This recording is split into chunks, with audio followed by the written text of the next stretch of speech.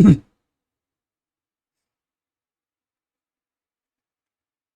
Everyone, welcome back to our channel. आज हम शुरू करने वाले हैं the pre conception and pre natal diagnostic techniques act का पार्ट 2। पार्ट 1 के अंदर हमने डिस्कस किया था चैप्टर नंबर 4 तक, जिसके अंदर हमने डिस्कस किया था सेक्शन नंबर 1 से लेकर सेक्शन नंबर 16A तक। आज हम इसी को आगे बढ़ाते हुए डिस्कस करेंगे सेक्शन नंबर 17 से लेकर 34 तक।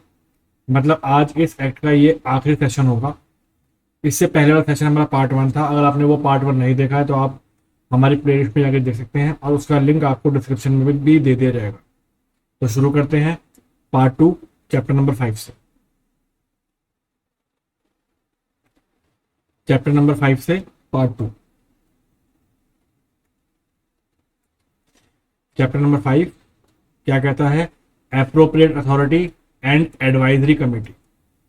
सेक्शन 17 के बात करता है। ये क्या बात करता है? Section 17 appropriate authority and advisory committee. अब देखो, पहला clause, the central government shall appoint. कौन अपॉइंट करेगा? केंद्र सरकार करेगी। पहला पॉइंट, बाय ऑफिशियल नोटिफिकेशन। कितने कर सकती है? एक या उससे ज्यादा कर सकती है। किस केस में? इन केस ऑफ यूटी के केस में, यूनियन टेरिटरी के केस में। मतलब एप्रोप्रिएट अथॉरिटी या एडवाइजरी कमेटी की जो अपॉइंटमेंट होगी यूटी के केस में कौन करेगा? यूटी के केस में करेगा सेंट्रल गवर्नमेंट, और स्टेट के केस में कौन करेगा? राज्य सरकार करेगी। और राज्य सरकार या तो पूरे राज्य के लिए कर सकती है या फिर राज्य के किसी पार्ट के लिए कर सकती है। ये अभी हम देखेंगे हमारे अगले क्लॉज के अंदर।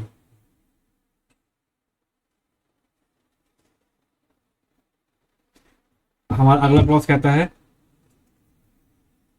The state government shall appoint by notification in official gazette one और more appropriate authority for the whole or for a part of a state for the purpose of this act having regard to intensity of a problem of prenatal sex determination leading female foeticide। हमें इसमें सिर्फ दो बातें याद रखनी है। UT के case में अपॉइंटमेंट कौन करेगा एडवाइजरी कमेटी की या अप्रोप्रिएट अथॉरिटी की? केंद्र सरकार, सेंट्रल गवर्नमेंट। और स्टेट के केस में कौन करेगा? State government. ये बात ध्यान रखनी है। अब जो ऑफिसर अपॉइंट होंगे वो किस तरीके के होंगे, क्या उनकी क्वालिफिकेशन होगी, वो हम बात करेंगे क्लॉज 3 के अंदर।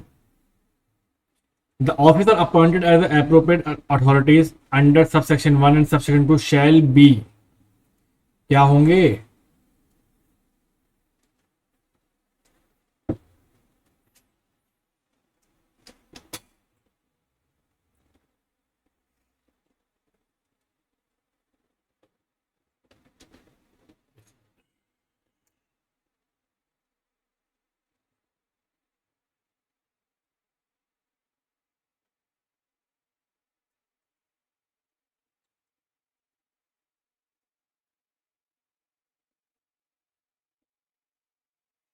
जो भी ऑफिसर अपॉइंट किए जाएंगे as appropriate authorities under sub section 1 और सब सेक्शन 2, क्या होना चाहिए उनमें? When appointed for the whole state और for the whole union territories consisting of the following 3 members. अब इसमें भी इनका बोर्ड बनेगा, और उस बोर्ड के अंदर कौन कौन मेंबर इंक्लूड होंगे वो देख लेते हैं।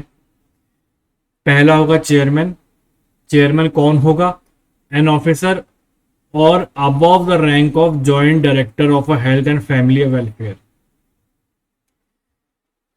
कम से कम उसकी रैंक होनी चाहिए जॉइंट डायरेक्टर की हेल्थ और फैमिली वेलफेयर में, तब जाके वो बनेगा चेयरमैन। किसका? एप्रोप्रिएट अथॉरिटी का, एडवाइजरी कमेटी का, वो चेयरमैन बनेगा।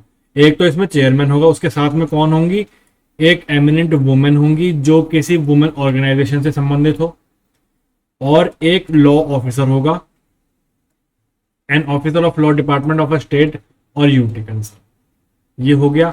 अब आगे बढ़ते हैं। मतलब इसके अंदर हमें जो ये पूरे राज्य की बात कर रहा है, उसके अंदर जो अथॉरिटी बनेगी उसके अंदर 3 आदमी होंगे। पहला चेयरमैन,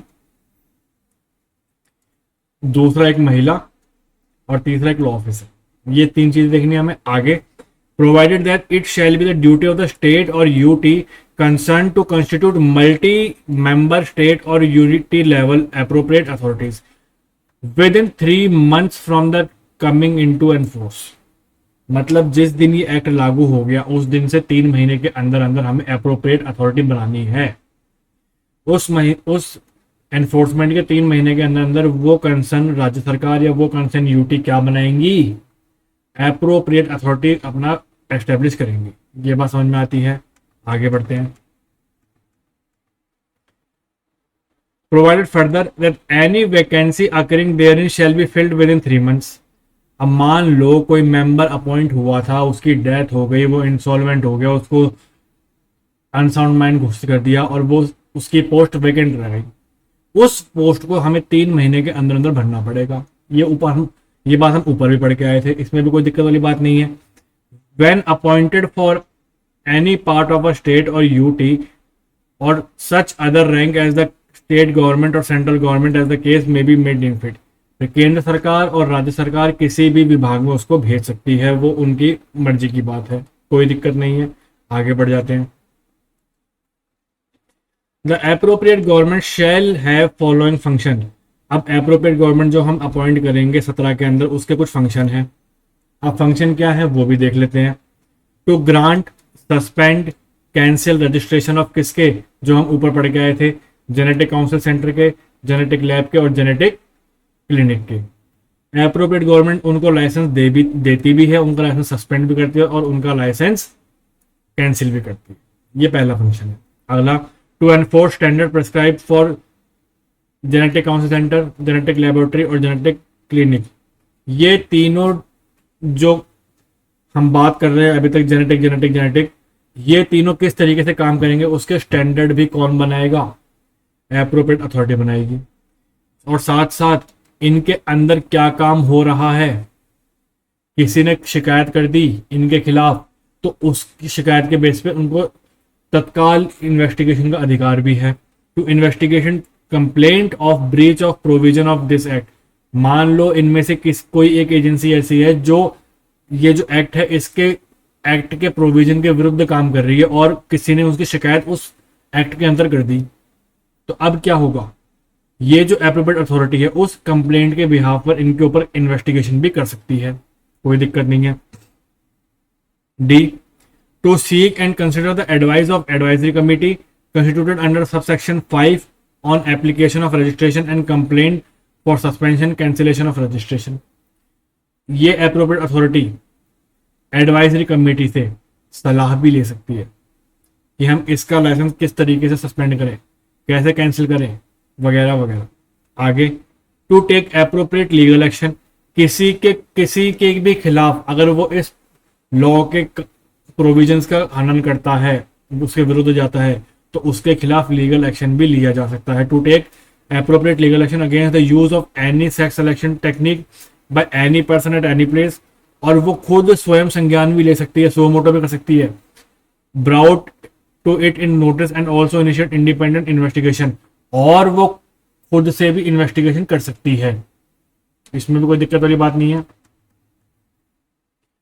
लोगों में जागरूकता फैलाएगी। To create public awareness against the practice of a sex selection और pre natal determination of sex, same बात है।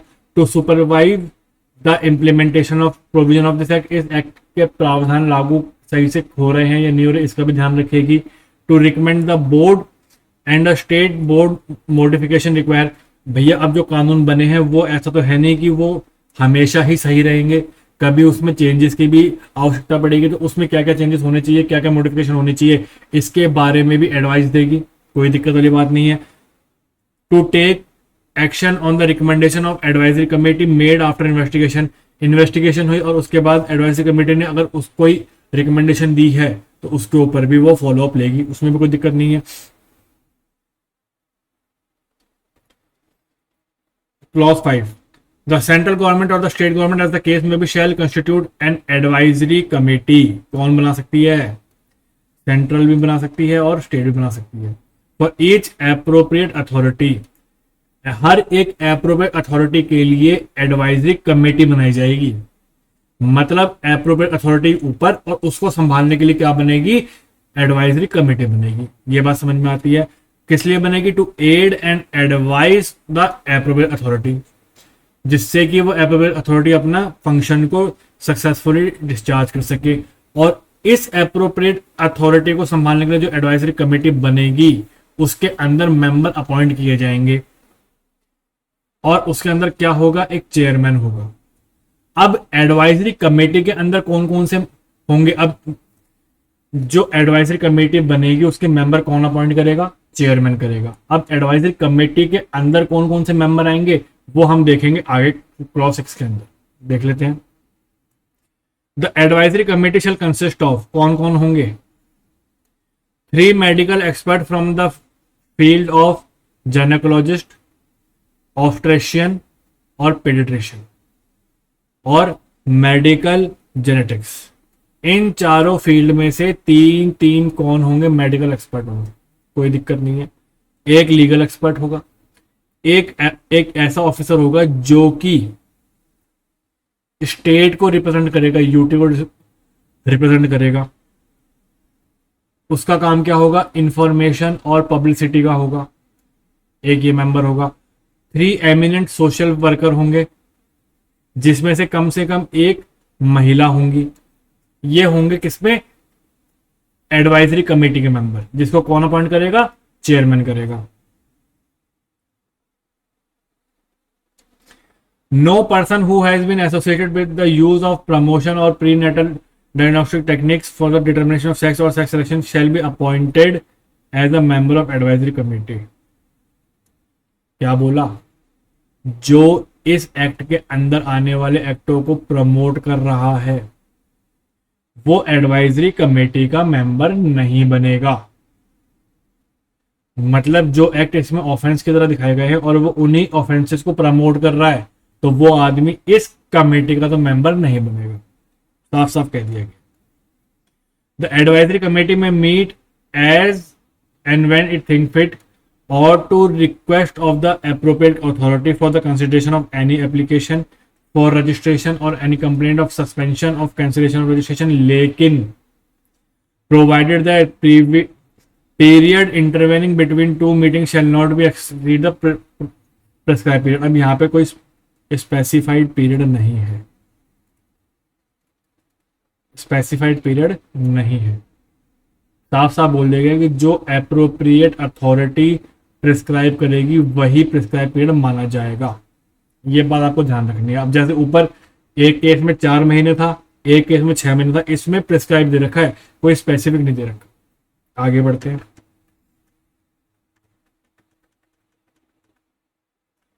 The terms and condition subject to which a person may be appointed to be a advisory committee and procedure to be followed by such committee in discharge of function shall be such as में prescribe. कोई दिक्कत नहीं है, जिस तरीके से लिखा गया है उस तरीके से देखा जाएगा, उसमें भी कोई बड़ी बात नहीं है। अब आते हैं 17A के अंदर, पावर ऑफ एप्रोप्रिएट अथॉरिटीज क्या होंगी। The appropriate authority shall have the power in respect of following matters, किसमें, वो किसी आदमी को समन दे सकती है।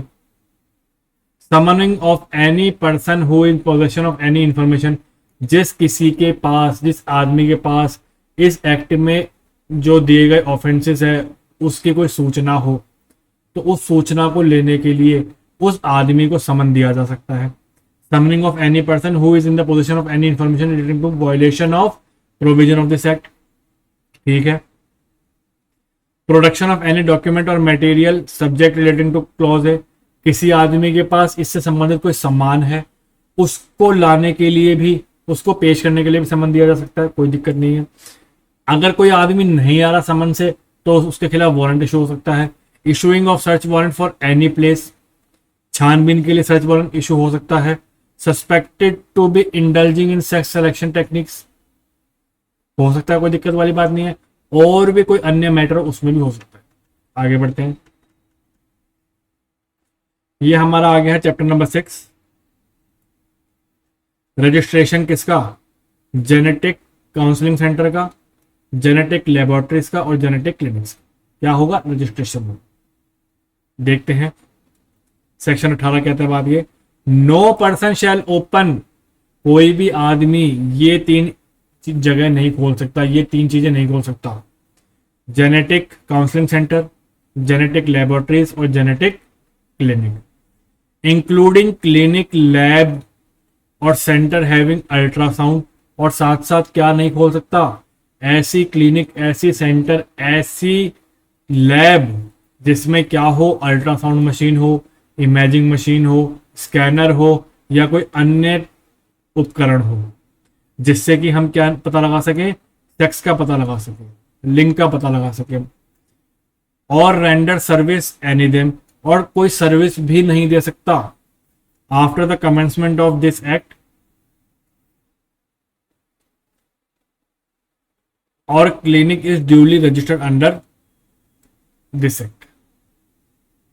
साफ मना कर दिया कि अगर आप इस एक्ट के अंदर रजिस्टर्ड नहीं हो तो आप क्या नहीं कर सकते, आप ये सब काम नहीं कर सकते। आगे, every application for registration under subsection 1 shall be made to the appropriate authority.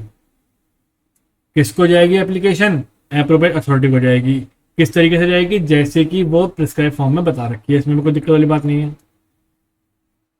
Every centre, lab और clinic engage either partly exclusively in counselling conducting, किस भी तरीके से हो, immediately before the commencement of act shall apply for the registration within 60 days from the date of such commencement। अब मतलब इस act के आने से पहले अगर कोई सेंटर बना हुआ है, इस एक्ट के आने से पहले अगर कोई लैब बनी हुई है, इस एक्ट के आने से पहले अगर कोई क्लिनिक बना हुआ है, तो इस एक्ट के आने के बाद 60 दिनों के अंदर अंदर उसे अपना रजिस्ट्रेशन करवाना पड़ेगा। सीधी सीधी बात। आगे, subject to the provision of section 6, every center, every lab, every clinic engage in counseling conducting prenatal diagnostic techniques shall be ceased to conduct any of such counseling technique on the expiry of 6 months from the date of commencement of this act unless such center, lab, clinic has applied for the registration, is so registered separately or jointly, or till such application is disposed of whichever is earlier। मतलब अगर आपने registration करवा रखा है तब तो आप इसको आगे कंटिन्यू कर सकते हो, लेकिन अगर आपने 6 महीने के अंदर इसको रजिस्टर नहीं किया तो आप ये काम नहीं कर सकते। सीधी सीधी बात। आगे, no centre, lab, clinic shall be registered under this unless the appropriate authority is satisfied that such center, lab or clinic is in the position to provide such facility, maintain such equipment or standard as may prescribe। Registration करवाने के बाद भी जब तक appropriate authority satisfy नहीं होंगी कि आप वो सब तय मानकों पर काम कर रहे हैं, आपके पास वो सारे इक्विपमेंट है, आपके पास स्किल है, जब तक एप्रोप्रिएट अथॉरिटी इससे सेटिस्फाई नहीं होगी तब तक आप वो काम नहीं कर सकते। साफ साफ बोल दिया गया। आगे बढ़ते हैं, सेक्शन नंबर 19।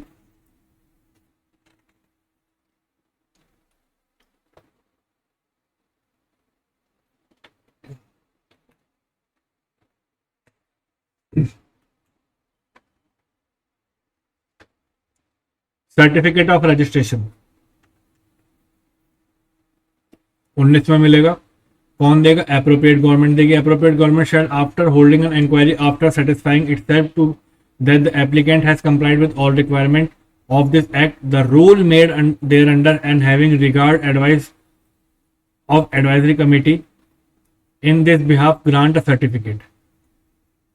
मतलब एप्रोप्रिएट गवर्नमेंट अपनी इंक्वायरी करने के बाद और अपने सेटिस्फेक्शन के बाद कि ये जो क्लिनिक है, सेंटर है, लैब है, तय मानकों के आधार पर काम कर रही है और एडवाइजरी कमेटी की एडवाइस के बाद अगर एप्रोप्रिएट अथॉरिटी सेटिस्फाई होती है तब जाके आपको एक लाइसेंस, एक सर्टिफिकेट मिलेगा, उससे पहले नहीं मिलेगा। आगे, clause 2, if after the inquiry and after giving an opportunity to be heard the application and having regard to the advice of the advisory committee, the appropriate government is satisfied that the applicant has not complied with the requirement of this act, such for the reason to be recorded in writing, reject the application। भैया appropriate authority ने अपनी inquiry कर ली, advisory committee की भी report आ गई और उसमें क्या हुआ, एप्रोप्रिएट अथॉरिटी को लगा कि भैया ये जो पर्सन है, ये जो क्लिनिक है, ये जो सेंटर है, ये जो लैब है, ये एलिजिबल नहीं, तो उनकी बात पहले सुनी जाएगी। और बात सुनने के बाद भी उनको लगता है कि ये एलिजिबल नहीं है, तो उनका जो भी रजिस्ट्रेशन है वो कैंसिल कर दिया जाएगा, रिजेक्ट कर दिया जाएगा। लेकिन वो रिजेक्ट क्यों कर रहे हैं, क्या कारण है, उनके वो सभी रीजंस रिकॉर्ड किए जाएंगे। ये बात समझ में आती है। For every certificate of registration shall be renewed in such a manner and after such a period on a payment of such fees as may prescribe. कोई सर्टिफिकेट 2 साल के लिए है तो वो 2 साल बाद रिन्यू होगा, जो फीस लगेगी उसके लिए होगा, और वो मानक भी उसको तय करने पड़ेंगे, उसमें कोई दिक्कत नहीं। The certificate of registration shall be display on the registry by the registered genetic council centre, lab और clinic on a conspicuous place of the place of business. जहां पर भी उनका काम चल रहा है उसके दीवार पर वो सर्टिफिकेट लगा दिया जाए। सिंपल सी बात। आगे अब हमने क्या करना है, सस्पेंशन और कैंसिलेशन करना है किसका, रजिस्ट्रेशन का। ये करने का अधिकार भी किसके पास है, एप्रोप्रिएट अथॉरिटी के पास है। कैसे, जब एप्रोप्रिएट अथॉरिटी या तो खुद या किसी कंप्लेंट पे या तो खुद संज्ञान ले ले या किसी कंप्लेंट आ जाए, तो उस कंप्लेंट या खुद संज्ञान के आधार पर वो क्या इशू करेगी, नोटिस इशू करेगी। किसको, सेंटर को, क्लिनिक को और लैब को, और उनसे जवाब मांगेगी कि भैया आपके खिलाफ ये कार्रवाई क्यों ना की जाए, आपका ये लाइसेंस क्यों ना कैंसिल किया जाए। To show the cause why its registration should not be suspended और cancelled for the reason mention in the notice. कारण बताएगी कि हम आपके खिलाफ ये कार्रवाई कर रहे हैं, तो आपके खिलाफ ये कार्रवाई क्यों ना की जाए, आप हमें इसका जवाब दो। सिंपल सी बात है। After giving a reasonable opportunity to being heard to the center, lab and clinic, or having regard to the advice of advisory committee, the appropriate government satisfies that there is a breach of provision of the act, it may without prejudice to any criminal that it may take action against such center, suspend। Same बात बोल रहा है, notice issue किया, उनसे जवाब मांगा, अब क्या हुआ, उन्होंने जवाब दे दिया, उनके सबकी बात सुनी गई, सेंटर की बात सुनी गई, लैब की बात सुनी गई और क्लिनिक की बात सुनी गई। उनके जवाब से और एडवाइजरी कमेटी की जो आई थी, रिपोर्ट आई थी, एडवाइस आई थी, उनके आधार पर और इनके जवाब से अगर वो एप्रोप्रिएट अथॉरिटी सेटिस्फाई नहीं होती है तो वो उनके खिलाफ एक्शन ले सकती है। एक्शन में क्या लेगी, लाइसेंस सस्पेंड हो जाएगा, कैंसिल हो जाएगा, इनके खिलाफ कोई कार्रवाई चलेगी, वो इनको जो भी उचित लगेगा वो करेंगे। सिंपल सी बात। आगे,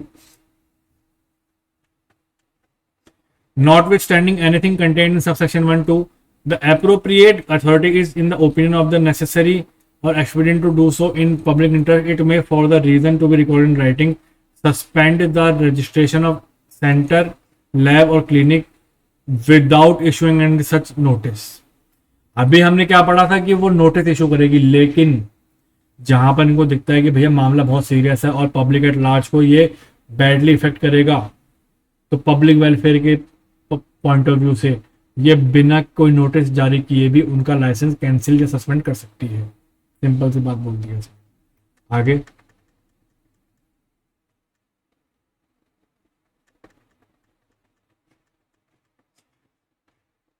अब इसकी अपील कहां जाएगी, कोई एप्रोप्रिएट अथॉरिटी है, उसने किसी क्लिनिक, सेंटर या लैब के खिलाफ कार्रवाई कर दी, अब उसकी अपील वो क्लिनिक, वो लैब, वो सेंटर कहां करेगा, द सेंटर, लैब और क्लिनिक विद इन 30 डेज। पहली बात तो 30 दिन के अंदर करनी पड़ेगी। 30 दिन कौन से, from the date of receipt of an order of suspension of cancellation of registration. Order के तारीख से 30 दिन के अंदर अंदर किसको जाएगी, पहली जाएगी सेंट्रल गवर्नमेंट को, अगर वो सेंट्रल एप्रोप्रिएट अथॉरिटी है तो। कहां पढ़ी थी हमने, सेक्शन 7 के अंदर। और अगर वो स्टेट एप्रोप्रिएट अथॉरिटी है तो कहां, यहां जाएगी। सिंपल सी बात है। Chapter number 7 offence and penalties, अपराध और उनका दंड क्या है। पहला section 22, prohibition of advertisement relating to pre conception and pre natal determination of sex and punishment of contravention.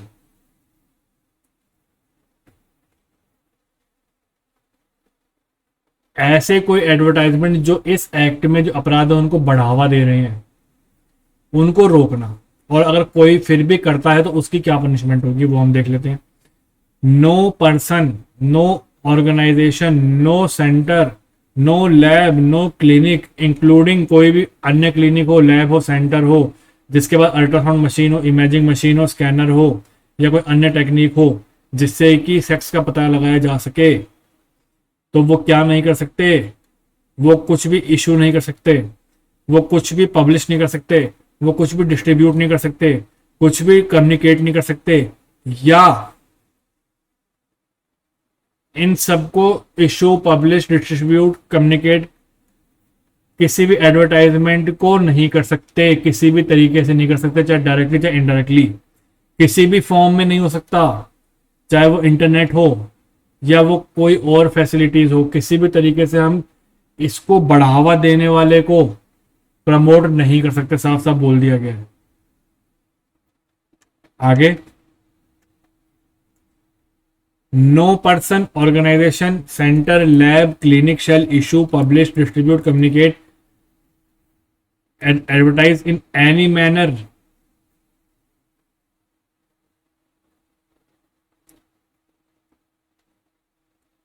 यहां पे भी साफ साफ मना कर दिया गया कि भैया कोई ऐसा एक्ट है जो इस एक्ट, कोई ऐसा अपराध है जो इस एक्ट के अंदर अपराध माना गया है, उसको बढ़ावा देने के लिए कोई भी आदमी, कोई भी ऑर्गेनाइजेशन या कोई भी सेंटर, लैब, कोई भी क्लिनिक उसको प्रमोट करने के लिए किसी भी तरीके से एडवर्टाइज, किसी भी तरीके से इशू, किसी भी तरीके से पब्लिश कुछ भी नहीं कर सकता, साफ मना कर दिया गया। अब बोल दिया गया अगर किसी आदमी ने क्लॉज 1 का क्लॉज 2 का उल्लंघन किया है तो उसको पनिशमेंट कितनी मिलेगी, 3 साल तक की सजा और फाइन, और यहाँ पे एंड है तो प्लस फाइन है, और फाइन कितना होगा, 10,000 रुपए तक का फाइन होगा। मतलब इसका कॉन्ट्रावेंशन होगा 3 साल तक की सजा और प्लस 10,000 तक का फाइन। ये बात समझ में आ गई। अब एडवर्टाइजमेंट का मतलब क्या है इसके अंदर, include any circular, notice, label, wrapper और any other document including advertisement through internet और any other media in electronic और print form, also include any visible representation made by means of hoarding, wall painting, मतलब किसी भी तरीके से आप उनका प्रचार करो नहीं कर सकते, साफ साफ बोल दिया है। अब आ जाओ 23 के अंदर, offence and penalties. Any medical genetics gynecologist, registered medical practitioner or any person who is in center, lab, clinic और भले उसमें काम कर रहा हो और या वो उसके अंदर अपनी प्रोफेशनल और टेक्निकल सर्विस दे रहा हो, चाहे वो सैलरी बेसिस पे हो, चाहे वो इंटरेस्ट बेसिस पे हो, चाहे वो ऑनरी बेसिस पे हो, किसी भी तरीके से काम कर रहा हो, अगर उसने इस एक्ट के प्रोविजन का उल्लंघन किया, कॉन्ट्रावेंस किया, तो क्या होगा, शैल बी पनिश्ड, कितना, 3 साल तक के लिए, और फाइन भी देना पड़ेगा 10,000 रुपए तक का, और अगर उसने वो दोबारा काम कर दिया तो 3 साल वाली सजा हो जाएगी 5 साल की, और जो फाइन है वो हो जाएगा 50,000। अगर पहली बार पकड़े गए तो 3 साल प्लस 10,000 तक, दोबारा पकड़े गए 5 साल और 50,000। ये बात समझ में आती है। आगे,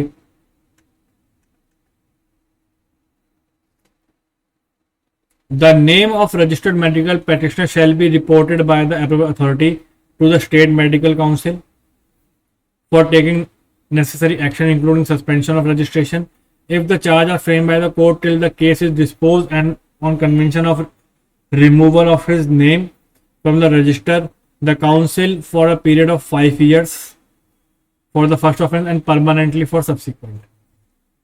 भैया कोई भी ऐसा ऑफिसर है, मेडिकल प्रैक्टिशनर है जिसने इसका उल्लंघन किया है, तो उस केस में क्या होगा, एप्रोप्रिएट अथॉरिटी उसकी जो शिकायत है या उसकी जो बात है, उसकी जो इंफॉर्मेशन है, किसको देगी, कंसर्न स्टेट मेडिकल काउंसिल को देगी। और स्टेट मेडिकल काउंसिल उसके ऊपर एक्शन लेते हुए उस मेडिकल प्रैक्टिशनर को 5 साल तक के लिए सस्पेंड कर सकती है, और अगर उसने वो काम दोबारा कर दिया तो हमेशा के लिए कर देगी। सिंपल सी बात। लेकिन हम ये किसकी बात कर रहे हैं, मेडिकल प्रैक्टिशनर की बात कर रहे हैं। आगे,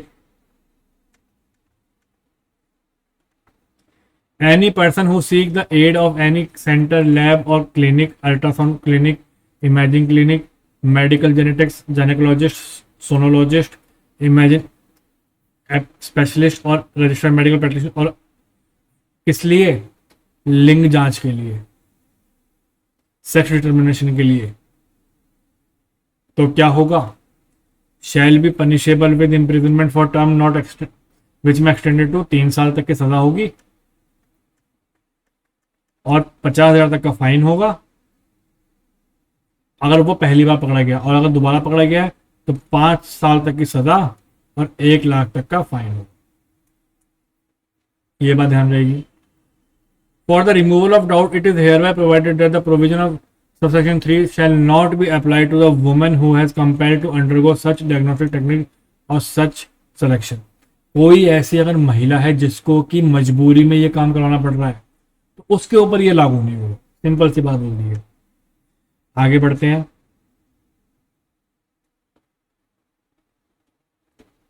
section 24, presumption in the case of conduct of prenatal diagnostic techniques. क्या प्रिजम्पशन मानी जाएगी, notwithstanding anything contained in Indian evidence act the court shall presume, shall वाली प्रिजम्पशन मानी जाएगी। Unless the contrary is proved the pregnant woman was compelled by her husband. हाँ, ये माना जाएगा कि उस जो वो महिला है उसको जबरदस्ती मजबूर किया गया है उसके हस्बैंड के द्वारा, उसके संबंधियों के द्वारा। किस लिए कि आप इस प्रक्रिया से गुजरो। महिला अपनी मर्जी से नहीं गई है जब तक वो साबित नहीं हो रहा था। अगर साबित कर देते तो फिर ये शैल वाली हट जाएगी, लेकिन अगर साबित हो नहीं हुआ है तो तब तक हम यही मानेंगे क्या कि इस महिला के ऊपर दबाव बनाया गया है। आगे,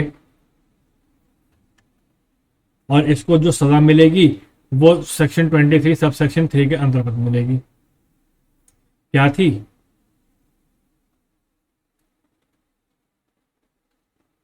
section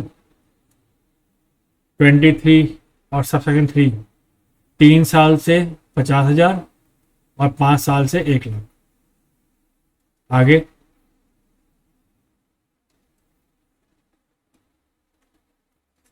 penalty for the contravention of a provision of the act or rules for which no specified punishment is provided। जहां पर कोई स्पेसिफाइड पनिशमेंट नहीं दी गई उस केस में क्या होगा देख लेते हैं। Whoever contravenes any provision of the act or any rule made thereunder, जहां पर कोई पेनल्टी स्पेसिफाइड नहीं है तो shall be punishable with the imprisonment for a term which may extend to 3 months और फाइन। और फाइन कहां तक, 1,000 रुपए तक का फाइन है। And both in case of continuing contravention additional fine में बी एक्सटेंडेड टू 500 रुपए फॉर एवरी डे। और कंट्रावेंशन मतलब क्या बोल दिया गया, जहां पर कुछ स्पेसिफाइड नहीं है तो वहां पे 3 महीने तक की सजा हो गई और 1,000 रुपए तक का फाइन हो गया। और अगर वो दोबारा एक्ट कर रहा है तो पर डे के हिसाब से 500 रुपए का फाइन और चार्ज किया जाए। सिंपल बात। अब कोई ऐसे अपराध हैं जो किसने किए हो, कंपनी ने किए हो, तो क्या होगा, where any offence punishable under this act has been committed by company, तो उसके लिए हर एक आदमी जिम्मेदार होगा जो उस अपराध के समय पर वहां पर मौजूद था या उस कंपनी के चार्ज में था।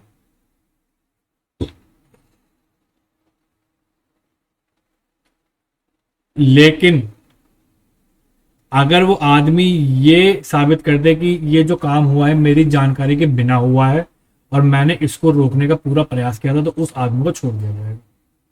Provided that nothing contained in subsection shall render any person liable to any punishment if he proved that the offense was committed without his knowledge and he had exercised all due diligence to prevent the commission of such offense। छोड़ दिया जाएगा, कोई दिक्कत नहीं है, जबरदस्ती थोड़ी पकड़ेंगे उसको।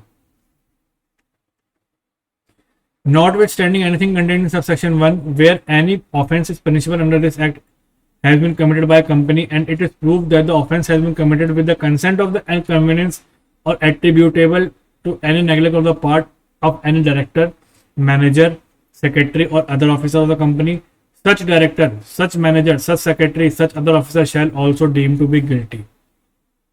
जहां ये प्रूव हो जाए कि ये जो कंपनी का अपराध हुआ था ये किसकी सहमति से हुआ था, डायरेक्टर की, मैनेजर की, सेक्रेटरी की या और अन्य हाई ऑफिशियल की, तो इस केस में ये सब भी जिम्मेदार माने जाएंगे, बराबर के लायबल माने जाएंगे, कोई दिक्कत नहीं है। कंपनी का मतलब क्या होता है और इसका मतलब क्या होता है, ये तो हम बहुत बार पढ़ चुके हैं इसको। Section 27, offence to be cognizable, non bailable और नॉन कंपाउंडेबल। ये आपसे पूछ सकता है कि भैया इस एक्ट के अंदर आने वाला जो ऑफेंस है वो उसका नेचर क्या है, तो कॉग्निजेबल है, नॉन बेलेबल है और नॉन कंपाउंडेबल है, ये इंपॉर्टेंट है। अब इस अपराध का संज्ञान कैसे लिया जाएगा, cognizance of offence, section 28, no court shall take cognizance of any offence except complaint. मतलब अगर किसी कोर्ट को इसका संज्ञान लेना है तो वो सुओ मोटो नहीं लेगी, वो शिकायत पे लेगी, कंप्लेंट पे लेगी, पहली बात इंपॉर्टेंट है। और कंप्लेंट भी कौन करेगा, एप्रोप्रिएट अथॉरिटी करेगी, कोई ऐसा अन्य ऑफिसर करेगा जिसको कि किसने अपॉइंट कर रखा है, सेंट्रल गवर्नमेंट या स्टेट गवर्नमेंट ने या किसी एप्रोप्रिएट गवर्नमेंट ने कर रखा है, तो उसकी कंप्लेंट पे एक्शन लिया जाएगा। आगे, a person who has been given notice not less than 15 days, कितने दिन का नोटिस देना पड़ेगा, कम से कम 15 दिन का, to the appropriate authority and to allege offence and of his intention make complaint the court. अब मान लो ऊपर तो हमने बात करी एप्रोप्रिएट गवर्नमेंट या उसका कोई आदमी कंप्लेंट करेगा, अब ऐसा भी तो हो सकता है कि कोई आदमी खुद कंप्लेंट करना चाहे, तो वो भी किसके थ्रू करेगा, एप्रोप्रिएट अथॉरिटी के थ्रू करेगा। वो एक नोटिस भेजेगा किसको, अथॉरिटी को, कम से कम 15 दिन पहले, उसके बाद जाके उस आदमी की कंप्लेंट एप्रोप्रिएट अथॉरिटी के थ्रू ऊपर जाएगी, कोर्ट में जाएगी, सिंपल बात है। For the purpose of this section person includes a social organisation, person में सोशल ऑर्गेनाइजेशन को भी इंक्लूड किया गया है। No court other than MM और JM first class shall try, हाँ ये पूछ सकता है कि इसको ट्राई करने का अधिकार किसके पास है, या तो MM हो या फिर JMFC हो, कोई दिक्कत नहीं है। Where a complaint has been made under clause B of subsection 1, the court may on demand by such person direct appropriate government to make available copies of the relevant record in its possession to such person। बोल देगी भैया कि इस case से संबंधित जो भी record है उसकी कॉपीज, एक कॉपी इसको भी दी जाए, कोई दिक्कत नहीं है। अब इस एक्ट का आखिरी chapter, chapter number 8, miscellaneous, section 29, बोल दिया गया है कि भैया जो भी काम है उसका पूरा पूरा रिकॉर्ड रखा जाएगा, अगर नहीं रखा जाएगा तो आप उसके लिए पनिशेबल होंगे। सिंपल सी बात है, पढ़ लेते हैं एक बारी। All records, all charts, all forms, all reports, all consent letters and all other document required to be maintain under this act, the rule shall be preserve for the period of 2 years and for such as में prescribe. 2 साल तक उनको संभाल कर रखना पड़ेगा। Provided that in if any criminal और other proceeding are issued against any center, lab or clinic, all records, all other document of such lab, ये सब क्या होंगे, जब तक वो कानूनी प्रक्रिया खत्म नहीं होती तब तक संभाल कर रखने पड़ेंगे, कोई बात नहीं है। आगे, all such records shall all reasonable time be made available for the inspection of appropriate authority or to any other person। मतलब अगर इन सब की कोई जांच भी करने आ रही है अथॉरिटी तो उसको पूरा समय, पूरा सहयोग दिया जाएगा, कोई दिक्कत वाली बात नहीं है। 30 में क्या कह दिया, power to search and seize record. भैया अब कोई एप्रोप्रिएट अथॉरिटी है, वो किसी के यहाँ पे इंस्पेक्शन करने गई और उसको लगा कि भैया इस सेंटर, लैब या इस क्लिनिक में कोई ऐसे डॉक्यूमेंट है, कोई ऐसे रिकॉर्ड है जिनको ये हमें सीज करना है, तो वो उनसे सीज कर लेगी। और वो किसके अंतर्गत करेगी? सीआरपीसी के अंतर्गत करेगी। देख लेते हैं। If the appropriate authority has reason to believe that such centre, lab, clinic और अदर प्लेस, सच अथॉरिटी और ऑफिसर जो इसके बिहार में अपॉइंट किया गया था, subject to such rule as में प्रिस्क्राइब, एंटर भी कर सकता है और वहां पे सब डॉक्यूमेंट के सर्च भी कर सकता है। और अगर किसी को ऐसा लगा कि इस सेंटर के, लैब के और क्लिनिक के कुछ ऐसे रिकॉर्ड है जिसको भी हमें एग्जामिन करना है, कोई ऐसे रजिस्टर है जिसको हम एग्जामिन करना है, डॉक्यूमेंट को, बुक को, पैम्पलेट को, एडवर्टाइजमेंट को हमें एग्जामिन करना है, तो उसको वो सीज कर लेंगे और सील करके अपने साथ ले जाएंगे और उसको वो आगे एज अ एविडेंस कोर्ट में भी पेश कर सकते हैं। कोई दिक्कत वाली बात नहीं है। और इसकी प्रक्रिया किसके अंतर्गत चलेगी? सीआरपीसी के अंतर्गत चलेगी। कोई दिक्कत वाली बात नहीं है। 31 में कह दिया कि कोई ऐसा ऑफिसर है जिसने कि एक्शन लिया था गुड फेथ में, लेकिन वो एक्शन गलत हो गया, तो उसके लिए उसको कोई सजा नहीं मिलेगी क्योंकि उसने काम किया गुड फेथ के अंदर। नो सूट, कोई केस नहीं चलेगा, कोई प्रोसिक्यूशन नहीं चलेगा, कोई लीगल प्रोसीडिंग नहीं चलेगी अगर उसने वो काम गुड फेथ में किया है। आगे, removal of difficulties, power to make rule किसके पास है? सेंट्रल गवर्नमेंट के पास है।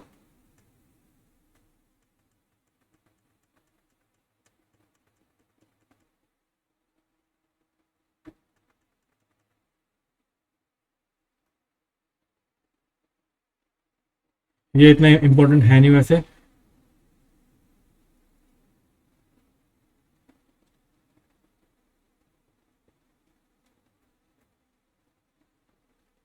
ये लास्ट के 3-4 सेक्शन है, ये आप अपने आप देख लेंगे। जो इंपॉर्टेंट था वो मैंने आपको इसमें वो बता दिया है। और आज हमारा ये एक्ट यहाँ पर ख़त्म होता है। आई होप आपको ये सेशन अच्छा लगा होगा। हम फिर मिलते हैं एक नए एक्ट के साथ। तब तक के लिए thank you very much. Goodbye and take care.